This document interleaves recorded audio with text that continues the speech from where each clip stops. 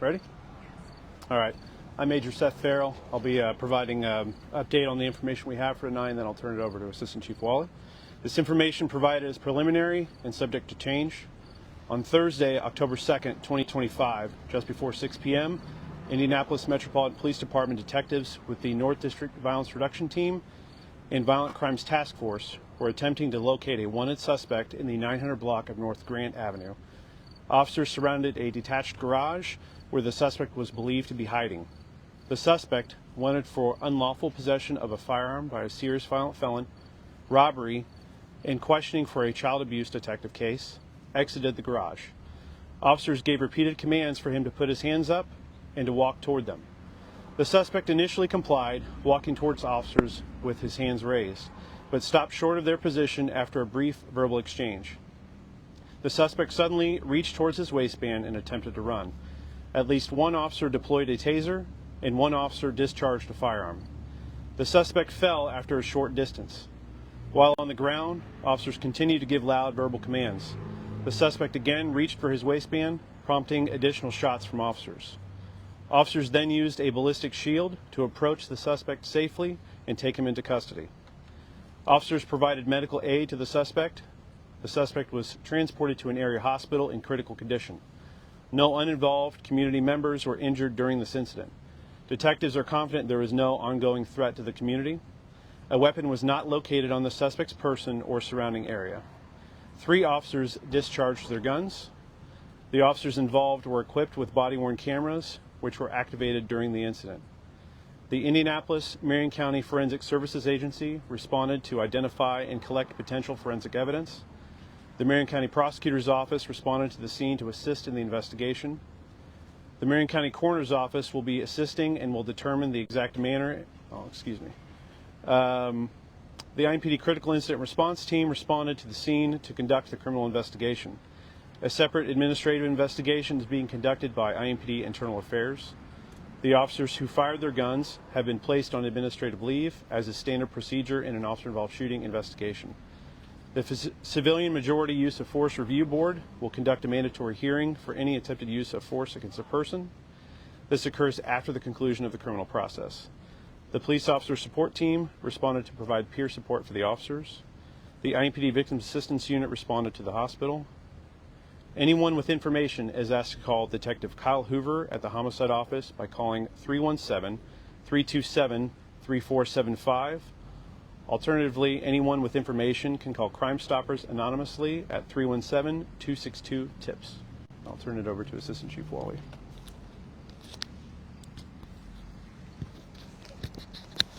Thank you, Major. I'm saddened that we're here. I'm saddened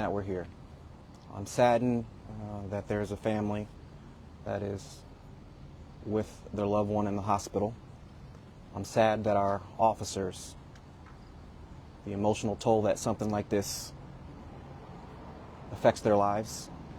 And I'm saddened that the community, because I know these incidents have a rippling impact.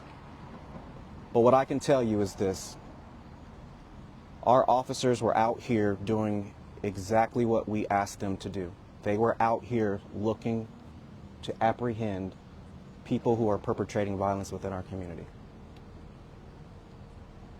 Historically, we have seen an uptick in violence in October. This year, we were proactive. We devised plans to get our patrol officers, our proactive officers, our detectives, everyone involved in going after the city's most violent offenders. While we don't have all the questions answered in this specific incident, we will have a thorough investigation, and we will understand better what occurred today, and we have processes in place that will determine what the outcome will be at a later date. There is the administrative investigation that will occur, along with a criminal investigation that will occur as well. What I'll say is These incidents are becoming more and more often, and we are seeing violence in our community. And I'm thankful our officers are okay, and I'm thankful that they show up every day and return to work despite the circumstances that they face, and they will continue to do the best job that they can. And without a doubt, we will have a thorough investigation, and we will answer the questions that we need to answer in this specific case. When he was running, was he running towards the officers or away from them? So that's still to be determined. We don't have all the facts yet. While there's some body-worn camera video, our detectives are actively checking to see if there's other video available.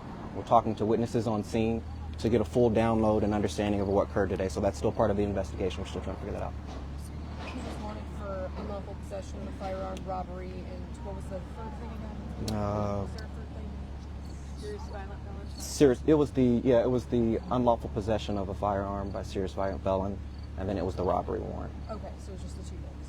So were they serving a warrant? That was why they were coming out here? It was a warrant service, yeah, felony warrant service. And does he live here, or is he a homeless man? What's the situation? I don't have that information. That may be garnered during the course of the investigation. Last question. You said 3 officers fired. Do you know about how far they were away from the suspect? I don't have that specific detail. That's all still part of the investigation. It's still an active scene right there. Back there, crime lab is still yet to come and take their photographs. We've got drones up. There's still a lot going on there. A lot of stuff we don't have answers to right now. But the picture will be coming more together as time passes. So we ask that you be patient with us so we can figure out what's going on. Thank you. Yep.